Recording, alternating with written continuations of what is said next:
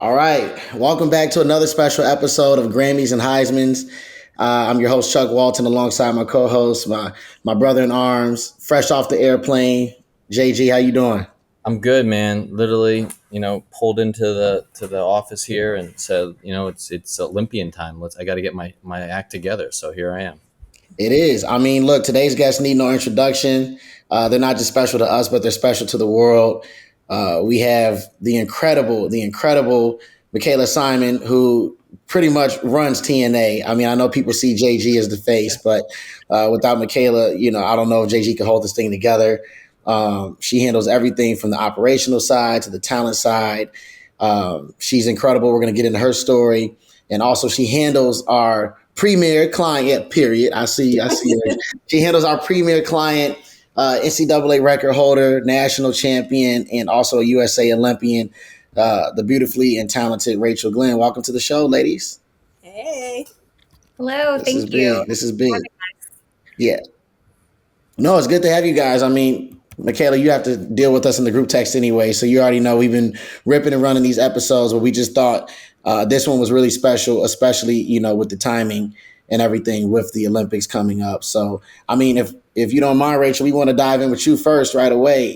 Just one, before we get into all the Olympics and the wonderful things that you're doing, kind of just tell the people who don't know your story, just your upbringing, where the world of Rachel Glenn just started. Where did it all start for you? Just, from childhood.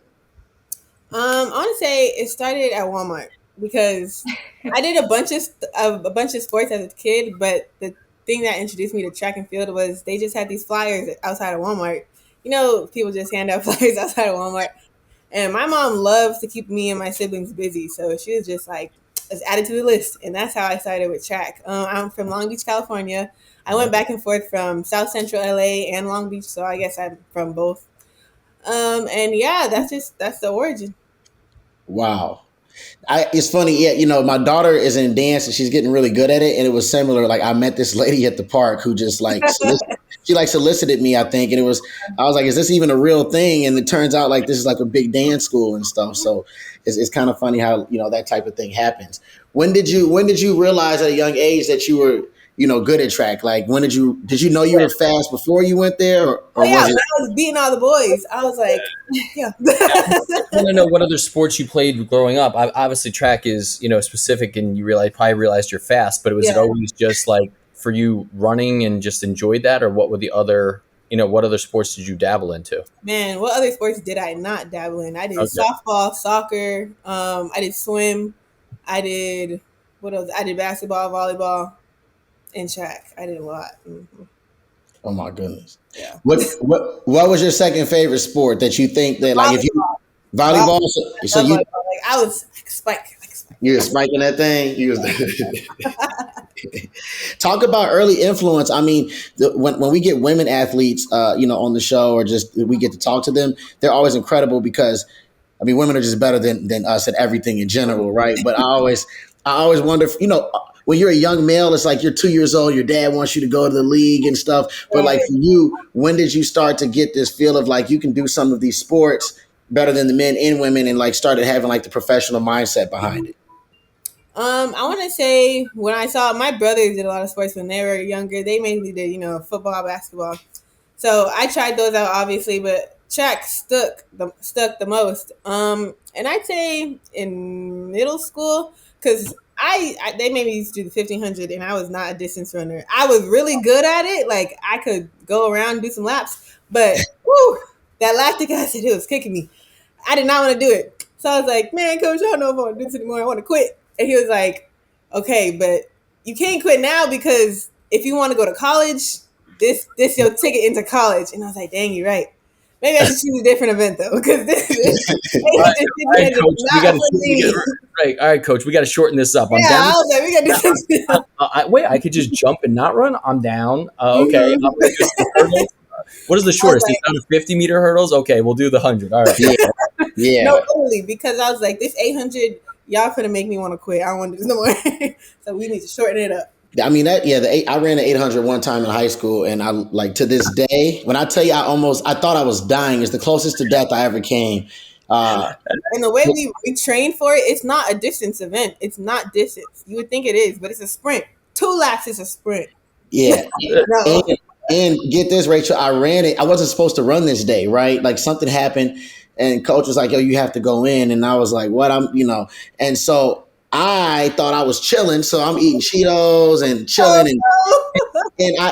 But the worst part was I somehow forgot my shoes. And so one of my homies, he goes, you just wear my shoes, right? But I'm not, so I'm like, okay, the 400 already is a lot for me, but I'm like, all right, fuck it. I'll just go all in. Man, when I tell you my feet felt like they were coming off the bone, because like you said, this is a full on, this was like a real situation. So when I was done, it was one of the biggest regrets ever. So after that, I was like, I was done with track. I was like, I'll leave that up to Rachel and Michaela. Like, that's not for me. But you mentioned your siblings. Talk about your upbringing, your family upbringing, your siblings, just their influence on you, just in general, just growing up with that family love and support. I definitely had a lot of support, especially when it came to track meets. Like I said, I was pretty good a little bit. So every time we had track meets, siblings and aunts and uncles and my mom and dad would always cheer me on at the track meets. Those were that was the most fun, especially when you're standing on the line and you're like, okay, on your marks. And then here go my dad. Oh yeah, Rach, let's go. Because you know how at the side of the line, it's so quiet and you're supposed to be quiet. He was not quiet. He was not quiet. He was yelling a lot. I was like, all right, I'm gonna go. But he's the one who always told me to make sure I have fun. Like I always heard him during the 800 again. At the last 150 meters, he'd be like, "Have fun, Rach, have fun."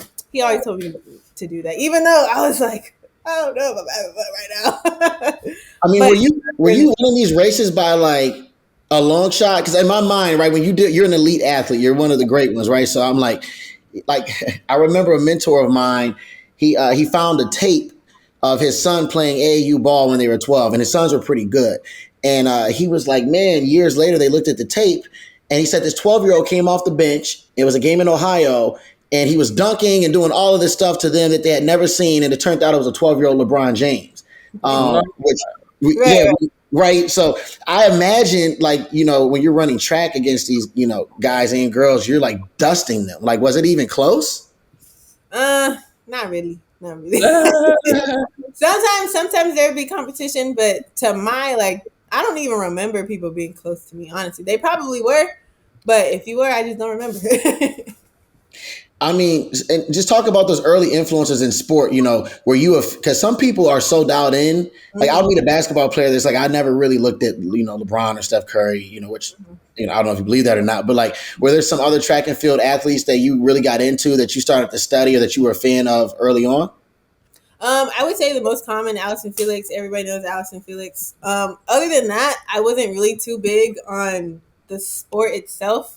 I just ran it because I was good at it. I wasn't somebody who, I'm going to go watch the 400 meter trials on the weekend. I wasn't even into track like that. I would run it and be good and have fun at the track meets. But once I go home, track is off my mind. Yeah. That goes into the world, the influencer world, the content world.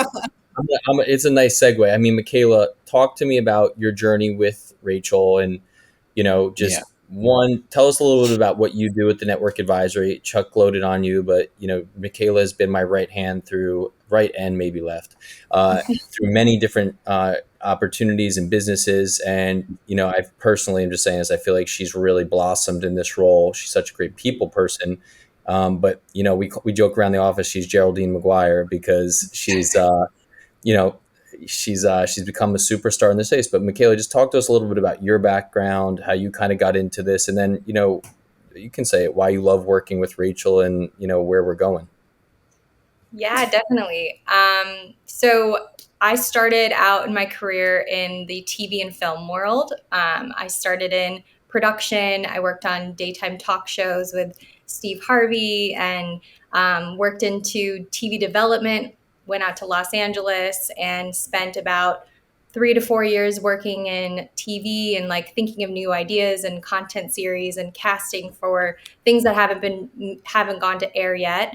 And then I transferred into some documentaries, worked behind the scenes on post-production with Demi Lovato and the Jonas Brothers. And then luckily got Justin Bieber's music videos right before COVID hit. So then once, no, Rachel doesn't even know about that story. And now we spend like every day talking to each other. But yeah, that was my the network advisory sort of world. When COVID happened, a lot of people in TV and film didn't have jobs. There was not a lot of jobs around because of all the restrictions. And I started a podcast. I ran my own little podcast for 10 episodes.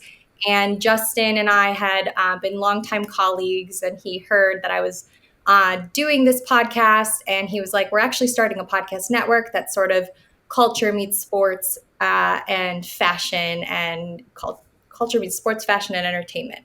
So we worked with Tyreek Hill. We worked with the Cool Kicks, a lot of other amazing groups like Hwood Group. And then I found myself in the network advisory world, and Justin was leading this whole ship of NIL. Meanwhile, I was running this podcast network.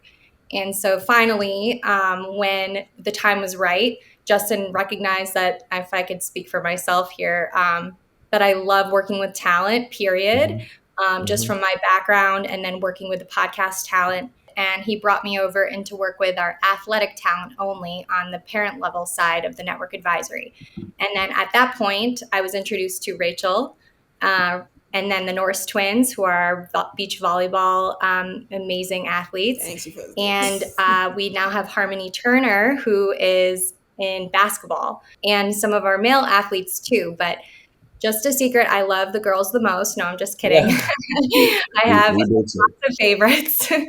But particularly right now, working with Rachel has been amazing because, as she knows, she is going to the Olympics in, gosh, how many days? 10 days? Yeah, less than that. I leave next Wednesday. Yeah.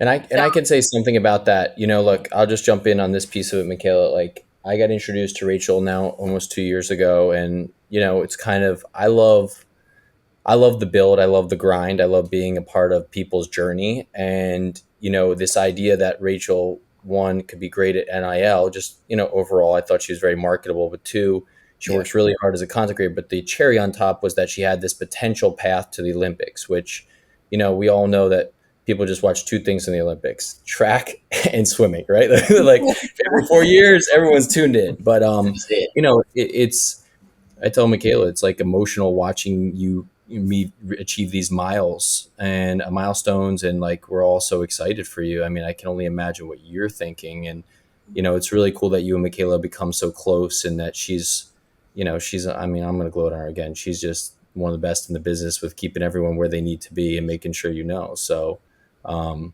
it's cool. I just want to say personally, it's amazing to watch you, Rachel. Almost 2 years into it. You've had ups and downs and good and bad, but you keep showing up and keep doing it, and good things are going to happen to good people. Absolutely. Absolutely. I mean, Michaela, I guess my question for you, I guess, and Rachel, right? Like, everybody's looking at this NIL thing, right? Everybody wants their kid to be in the NIL, get that big scholarship to college, and eventually make it pro at whatever level they're in, right? But what I like is you got two strong women here that have such a great dynamic in terms of your relationship, right? So I guess, Michaela, you can start, but talk about how important it is to not just have an incredible athlete talent like Rachel, but the type of person that makes her want you to obviously work with her and just really be hands-on, as opposed to just like, I got this famous client and you could just care less if a brand comes in. But why you're so proactive in the work that you do with the Rachel. And then Rachel, you could jump in and just give Michaela her flowers on just everything that she's doing from a representative standpoint. So Rachel has been amazing to work with because she actually listens to me, unlike a lot of our other talent that we have on maybe more of a celebrity level. It's hard to kind of like immediately get that, yes, I understand this, or I want to learn, or I want to learn how to do something different today, or just taking every single thing that we give her, and she does that and more. So I think it's about her creativity, her ability to really see the bigger picture and the strategy that we're trying to kind of give her and shape her, but also she's able to, use her own world and do just so much with it as far as content goes. We've seen her on her own do fashion posts, beauty vlogs, little interviews, and she works with other athletes as well. And there's just little tiny things that we'll text each other and make sure like we're on top of all of the things that are going to lead her to the biggest moments that she has coming ahead. So for instance, for the Olympics, we've had a social media strategist work with Rachel on documenting her journey, because we know when she's even more big and famous than she already is, she will have these moments documented hour by hour sometimes when it comes to training for the Olympics. And Rachel, you can maybe tell a little bit about your perspective on that too, because you've been awesome and I appreciate you, really taking everything and doing more. Well, let me tell you why I like working with Michaela. Talk about it. No disrespect to the previous person that I worked with, but we just didn't communicate as much as me and Michaela do. Maybe it's a girl thing. But we literally keep tabs on each other. Like when I first met her, she was like, "Okay, girl, we're gonna have a meeting every Sunday to make sure you post some content." And I was like, "Oh, okay, the pressure's on." So that was really good. She definitely holds me accountable, and especially I wouldn't say I procrastinate a lot, but you have those days or those weeks where you push things off to the last minute. So her having those weekly meetings with me at the beginning of the year when we first started working were super important, because of course it got me into the habit of posting every week. Like same thing with TikTok. She was like, "Okay, post three times a day, and we'll just keep checking in. We'll keep tapping each other." So I love that she did that in the beginning. And then over time, we didn't even have to have meetings. I was just posting regularly on my own. And then I also love that I can come to Michaela for literally anything. Let me tell you, when I was first coming out, I had so many scams. Like, I'd be like, "Michaela, I think I got a Fashion Nova deal. Is this a real or not?" She'll be like, "No, girl, this is a scam." I'd be like, "Dang." I almost got tricked. But it was an extra A on the end of Nova in the email. That's not Fashion Nova email. I'm a listen and do person. Like even on the track, whatever my coach says, I do, because more than me. I'm trying to learn. I'm still new to like the NIL world and the brand deals and all that stuff. So I always feel like you're the professional. You know what's best. I'm just here. I'm still learning. So she's been very, very helpful. I'm just finding out about taxes, y'all. Taxes. Oh yeah, that's real. Yes, yeah. We need to look into the Uncle taxes. Samson. Yeah. So she's been so amazing, especially when it comes to deals. When I don't have to negotiate, I'll just say, "Hey, this is great. I'm gonna forward your email to my agent Michaela," and and she takes it over from there. So it's been amazing working with her. No stress at all. Rachel, you have such incredible energy. You're such a light. I know you've probably been hearing that since you were born, right? But talk about how you maintain that light throughout just some of the trials and tribulations, right? I mean, we're talking about the Olympics, okay? Like this is not even the 1%ers. This is the 0.00001%ers in the world, right? But there's such a mental element that goes into the trials. Mm-hmm. Even something like transferring schools, like you did, right? Just talk about just people in your inner circle that you go to when you make those decisions, and how you stay so mentally sharp. And preparing for such an incredible moment that, I mean, for some people, it's not just once every 4 years. This is like once in a literal lifetime. Mm-hmm. I want to say my mom always told me you are the 4 or 5 people you keep around you. So I definitely have a small circle. Many people will say I'm a loner. I don't have many friends. I have a lot of acquaintances and lots of people that I'm very cool with. But as far as like Rachel throw a party and invite everybody, I don't have anybody to invite. I want to say my mom definitely keeps me grounded. She's the person I call up anytime I'm going through a hard time, stressed out. She's the one who calms me down. I pray a lot. I definitely pray to God a lot. I write down my prayers, my affirmations, all that. And basically in my head, I hate being that awkward person who brings down the vibe. Like, you ever been in a situation when, such and such is mad, and then they're taking it out on everyone else, and they're like, oh, why he got an attitude, or what's up with such and such. I never want to be that person because it's just so awkward. Like when you try and laugh at something and nobody laughs and they're like mad instead of laughing, that's just awkward. And I hate putting people in that position. So I rather just smile through everything and keep my business because at the end of the day, nobody knows what's going on. But when you step on that line, it's just run. Like I could have had the worst conversation with my coach. I could have something going on mentally, like 2 seconds before I go out on the line, but nobody will know that. They'll just know, oh, Rachel, she got last place, but they won't know why. So I feel like you have to definitely figure out how to separate the two, like personal and business. It's definitely a learning thing. Like freshman year me and senior year me, like I've come a long way. Growth. Yeah, real growth. Interesting. Something I think about a lot when I think of the Olympics. I mean, this is incredible. Like we all were Olympians in our head, right? But obviously, I was not an Olympian in my head. not JG. I was a mediocre middle school tight end, and that's about it. So JG was like Gronkowski back in the day. Right. I mean, tell us about some things that you're excited about besides obviously competing for the gold. Like, what are you most looking forward to? Just in terms of just the opportunity and just everything that's coming up in Paris. I'm so excited to see the difference in culture. Like I've never been like in any European culture. I've been to the Bahamas, but I kind of had an idea of what the Bahamas would be like. Right now, I feel like I'm going in completely blind into like I just found out that they have European chargers. You have to buy a new charger. Yeah, it's not like American chargers. So that's something like culture shock. So I'm definitely excited to see the different areas of Paris, the different culture, how everyone speaks to each other, how they interact with each other. Yeah. I mean, well, yeah, that's especially somebody in today's generation, right? Like you got to have the charger for the phone. Like you got to be dialed in, like at all times. That's automatic. You guys told me because I would have had a dead phone. $50 in the airport. PSA, we are looking for a mobile charger sponsor for Rachel Glenn. If anyone's if anyone's interested, this is a lovely spot. Call her. Limited availability, but let us know. Limited availability only. That's funny. Michaela, are you with us? I think so, guys. Okay. She's unstable over here. It must be storming. No, Michaela, I wanted to get just some of your perspective on the NIL thing, right? But just like, I think you've done a good job of identifying talent like Rachel from a women's perspective that can help equalize and level the playing field and what the NIL deals look like, right?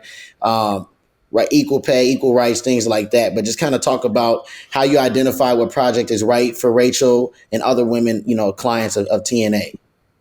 Yeah, I wanted to, read off.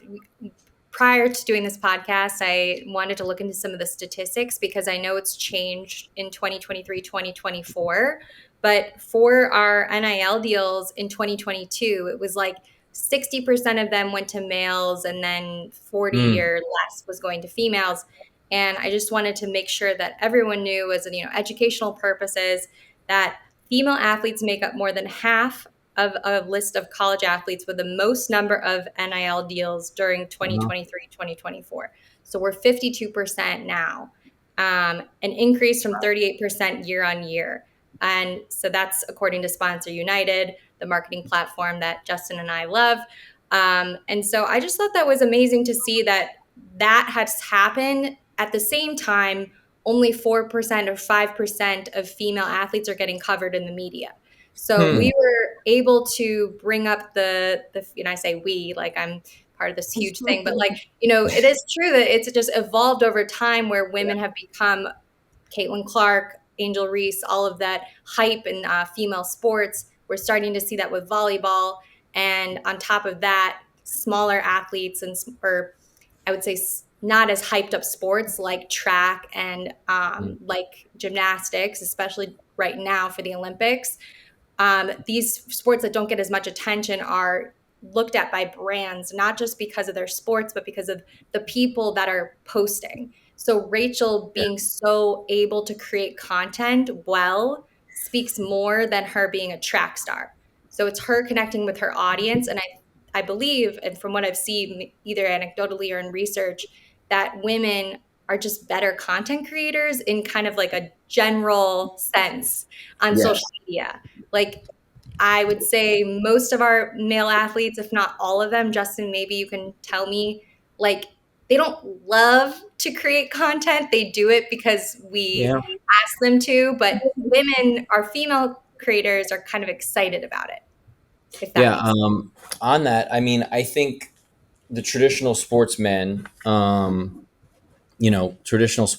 say, haven't focused on it. There's the outliers that do, but I mean, look, I think it's become a huge advantage for women. Brands are seeing the value in it because at the end of the day, it's all about marketing. When these brands are spending, they want to actually get ROI back.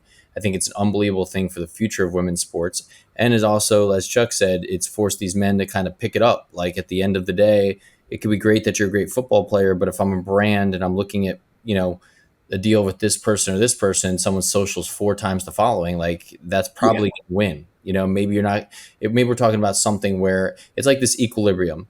An NIL, you're basically treated as an influencer until you do something really special where society recognizes your athletic talent. Then you flip over to the brand side, right? Where brands not looking at you necessarily for your social reach. They're looking at you for the true term likeness, right? Like, where if I put this person's face on a box, I don't care how many social media followers it has. There's a brand alignment value, right? And so I think the biggest thing to take away is that why women are succeeding is that most women understand that that all NIL talent for a period is being treated as, just influencers, and they're doing a better job.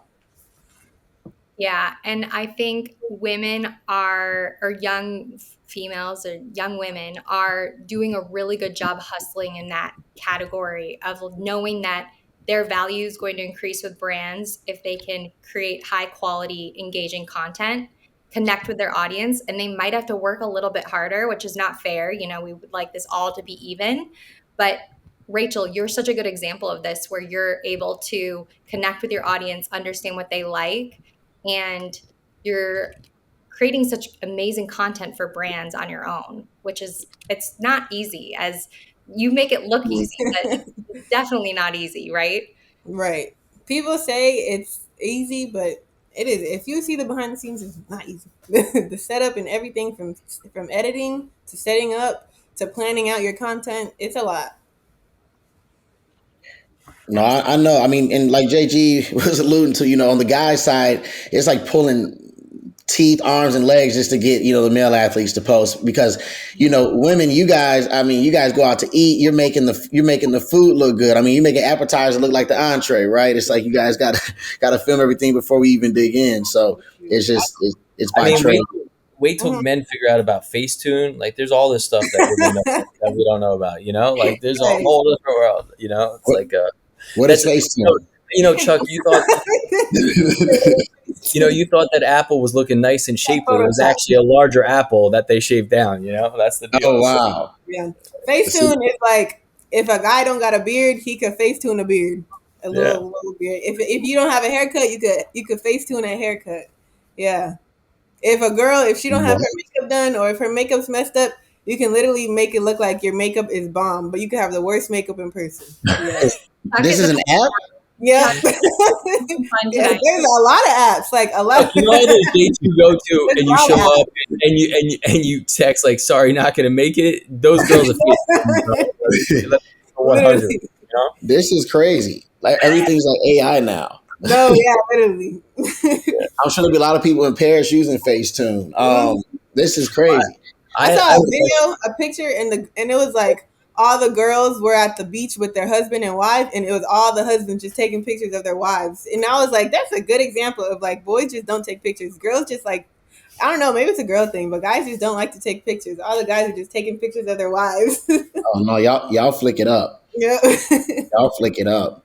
I know you'll be taking a bunch of pictures when you get over there for the Olympics. I mean, that's just an experience in itself that you'll be able to run. I bring my equipment. I bring everything. Man, that's nuts. I mean, speaking of the Olympics, in terms of just away from your sport, like, what events are you looking forward to just attending as a fan, as a spectator? I love basketball and gymnastics. Like, those two are very interesting to me. Basketball, number one, and then gymnastics. It's just so amazing that I wish I could do a backflip. You would think I could because I do high jump, but I cannot do a backflip. I want to so bad, but I'm just scared I'm falling. Don't hurt Not yourself. too. So I'm amazed by how they can do a backflip on a beam. That tiny little thing, that's crazy. Like, they're so talented. That's nuts. Yeah, basketball is. I mean, I'm excited to see Team USA. I mean, this is, Mhm. for all intents and purposes, is the last hurrah for LeBron James and Steph Curry. So I mean, just to even be able to say you were there for that Right. is legendary in Mhm. itself. Um, and then I mean, tell us just some of give us your top three Olympians just of all time. Um, Me. Now that I'm Love it. Yes. I would say Sha'Carri Richardson, of course. I don't even want to sound like a bandwagon, but Sha'Carri is really that girl because she's just unapologetically her. Like, from the start, of course, she had like a little bit of media training as her career went on, but she was always herself. She didn't care what the media said. She had backlash about her. She had some scandals, and she still was just true to herself and rocking her. Like, she didn't switch up for anybody. So Sha'Carri always. And then number three, I don't know who would be number three. I'm gonna stick with my top two for now, but I love Sha'Carri down. I don't know who the third person would be. You and Shakari. I mean, that's only right. You got to speak it in. You got to manifest the gold and the greatness. You know, there's so many great things Let ahead. me ask you, Chuck, who are your favorite three Olympians of all time? Oh man, Michael Phelps, Okay.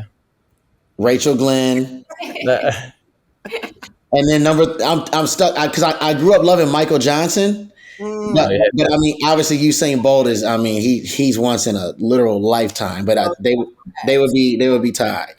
okay, But I yeah, want three is Usain Bolt. Usain Bolt Who, is crazy. who would Michael Johnson remember? Who was like was it those two that it was like the battle?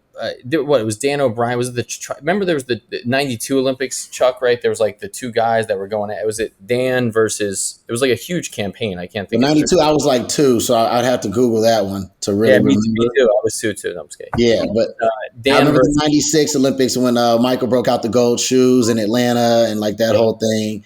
Like that's when I Dan was really versus like getting into it.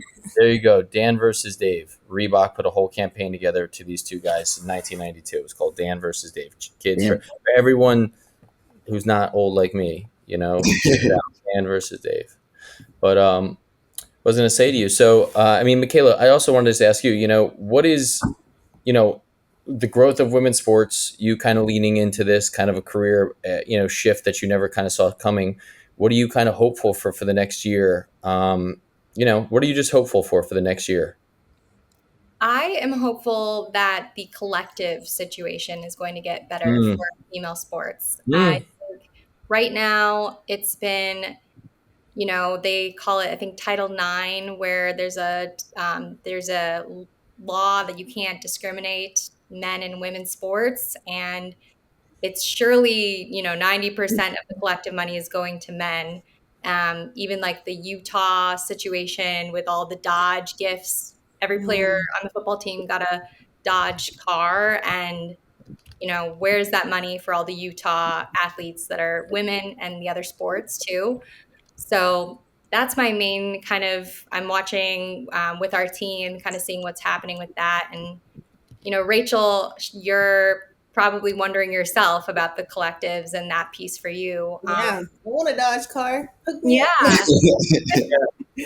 up. Honestly, that's a great call out, Michaela. Like equalization of it. I mean, I think if these ratings keep going up for women's sports, there's more dollars. And, I hate to say it, when they fundraise for the collectives, it kind of has to do with like, look, the biggest elephant in the room, which is football, right? And then basketball. But if, you see these women's media rights go up, those are dollars that are eventually going to come back to the school. So I think you're right. And I think, look, the Olympics is going to be a great thing of, hearing women's amazing stories. In the Olympics, a lot of women are amateur, right? Like they're still in college, which is a great thing, which honestly, I think kind of lines up, for the rest of Rachel's career, right? Like this moment of being in the Olympics, people are going to be on her journey for a while. And if they weren't, we're going to force them to be on her journey. That's our game plan. But no, it's a cool thing for all this to kind of come together, right? The Olympics, everyone always loved it as amateur. Now you get to be a part of these people's careers, and it's just special, Absolutely. I mean, my final question for you, Rachel, would just be, you know, 15 years from now, 8 years, whenever you want to hang it up, have you already started thinking about life after track, different, business ventures you may want to go into? And, when you do walk away from the game, how would you like to be remembered? When that young girl who's the next Rachel Glenn in Long Beach in the LBC, the 213, is out there beating all the young boys in track and dusting them, at Crenshaw High School and just all over the area. Like, how do you want people to talk about Rachel Glenn? It sounds so corny. Like I heard this all the time growing up, but I want people to know me as being me. Like I never was fake for nothing. I never tried to like promote a brand for nothing, like anything fake. I was always just myself, just unapologetically me. It sounds so cliche though, but like it's so real because once you get into the media, it's really different. It's a whole new world. You don't, and of course it's something you don't know until you experience it, but now I'm starting to get like more media time, more screen time, more interviews, and people really do switch up the for the media. So I want people to remember me as being myself, and for my story, where I came from, and just the progress that I made, because I remember when I was just, I mean, this isn't track related, it's social media related, but I remember when I had like pictures just getting like 200 views, 200 likes, but I still kept posting my content and posting and posting and posting until I was like, I'm going to make it. I don't care. Yeah. Because everybody was like, oh my gosh, Rachel, you're a national champion, but you don't have X, Y, and Z followers. And I was like, I know, I'm surprised too. It's gonna happen. So I just never gave up because people around me had already high expectations of me. So I was just like, okay, let me get on y'all level. Let me think highly of myself. So that's when the grind just started. And I just want people to know like the grind is real, like really grind it out. If you want it, you really gotta grind for it for real.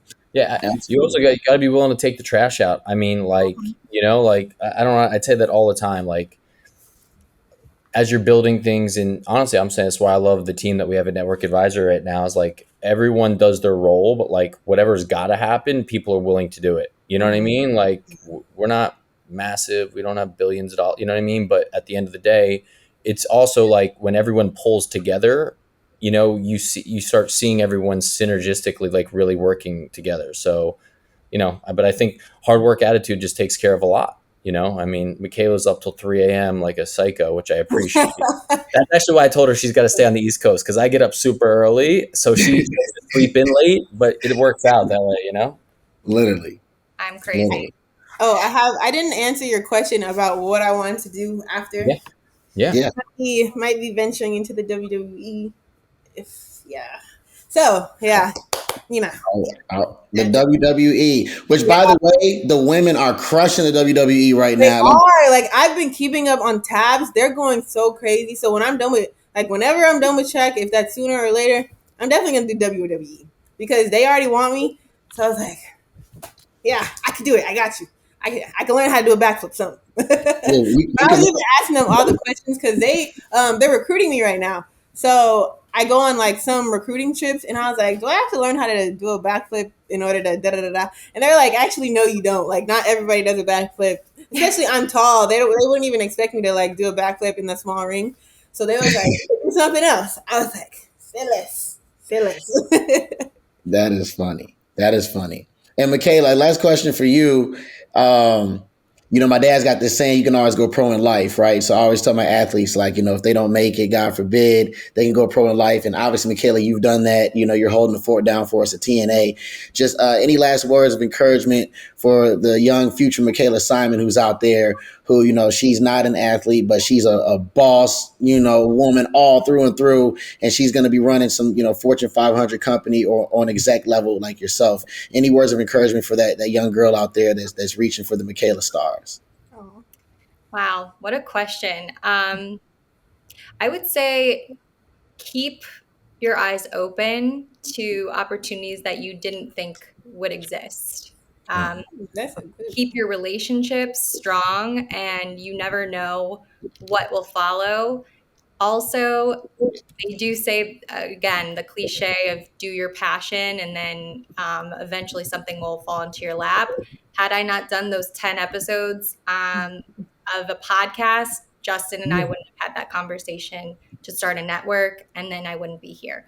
Yep. So I do think that's always true. So Rachel, doing exactly what you said, being you, and good things will come. Look at where you are. Like, you're going to Paris 2024 Olympics. And then if you love the WWE, girl, we all know what's going to happen when you do that. So, by the way, the title of the episode is Rachel from the Top Rope. That's the title. Rachel Glenn from the Top Rope. Wait, Rachel, would you just go by Rachel Glenn in the WWE? Have you thought of like an actual? No, so you're actually not allowed to use your name at all or anything related to your name.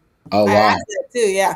No. So they either decide your name for you, but like you come up to them with a list of ideas with different names. I was gonna go with, like, I don't know, Rocky or something like.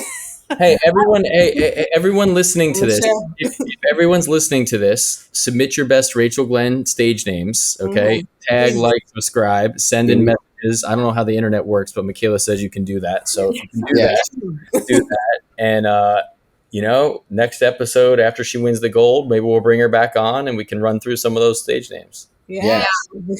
I love Rocky. She gets called Rocky by her coaches for some reason. So Rocky Glenn, I think I'm knocking on wood right now, but Goldie Glenn could be really cool. Rocky Gold. Rocky Gold. Golden Rocky. And to Justin's point, like this video, comment below on the video. It just helps this as a new podcast get things going. And share the video. So if you are a fan of Rachel's or any of these folks here, please like, comment, share, do all of the things. Rachel knows all of these things that I've told her time and again. Absolutely. Rachel, Michaela, you guys are incredible. We always end the show on Chuck's Bullshit of the Week. Yes. You guys can chime in if you want, but we have to stop for a second. Last before we did Bullshit of the Week, last episode, Chuck was going on a rant of watching what was going to happen with the NBA draft for Bronny and did not realize it had already taken place. And we told him live, which was a great. By the way, in our history, it was a legendary moment in history. I got the Bronny news live that he was drafted. I mean, that kind of leads into my bullshit of the week this week. It's not more so Bronny, but I hope the NBA gets rid of the summer league. I don't think it's good. I think the games are terrible. I think it's putting a lot of negative pressure on the players. The first overall pick had 0 points on 0 of 18 shooting yesterday. And poor Bronny, I feel bad for Bronny. He's in a very tough spot. But just the summer league is just bad basketball. I'd rather see it become the Drew League, maybe they take the Summer League All-Star team and just play the guys in the Drew or something, It seems weird. It seems weird that you get drafted and then 4.5 days later in Vegas where people are drinking cocktails. It's like, all right, let's see how we do it. It's like, hey, take off at halftime, go to Delilah. But I agree with you. It's and they're judged. Everyone's like, how did our draft do? Let's see how these people are, Yeah, so that's my bullshit of the week. Let's get rid of the Summer League and let's focus on the Summer Olympics. We won't be there, but via Facetune, we'll be on the podium when Rachel Glenn is winning the gold in Paris. Rachel, congratulations. Yes. It's an experience either way, but may God bless you. May you bring the gold home for not just your family, but your TNA family and all your fans and friends who look up to you. And Michaela, keep doing everything that you do for JG, me, and everybody at the TNA crew. We love you both. And we will see you after we return with the gold on the next episode of Grammys and Heismans. Awesome. Thank you.